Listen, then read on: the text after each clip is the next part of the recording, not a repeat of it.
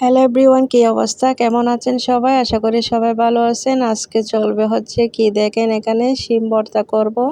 শিম ভর্তা করার জন্য আমি বাজার থেকে টাটকা টাটকা শিম নিয়ে আসছি। দেখেন, তো কুটে বেছে ধুয়ে আমি চুলার উপর সুন্দর মতো বসিয়ে দিয়েছি। হালকা করে পানি দিলাম আর একটা টমেটো দিয়েছি সাথে।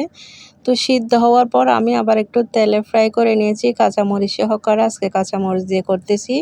এই যে দেখেন, এখানে ম্যাশ করে নিয়েছি, সব কিছু নিলাম ভর্তা করার জন্য। পেঁয়াজ, ধনিয়া পাতা, সরিষার তেল, তো সব কিছু নিয়েছি, ভর্তা মেখে নিয়েছি। দেখেন মাশাল্লাহ খুবই সুন্দর হয়েছে। চাইলে এভাবেও খেতে পারেন, আমি আজকে অন্যভাবে করতেছি। আমি আজকে ভর্তাটা একটা ডিম দিয়ে ফ্রাই করে নিয়েছি সরিষার তেলের উপর। আসলে এভাবে করে খেতে আমার ভীষণ ভালো লাগে। আসলে প্রথমে যেভাবে মেখে নিয়েছিলাম সেভাবেও খাওয়া যায়, দুইভাবে খাওয়া যায়। আসলে যার যেরকম ভালো লাগে সেরকম খেতে পারেন। তো রেডি হয়ে গেল আমার মজাদার শিম ভর্তা।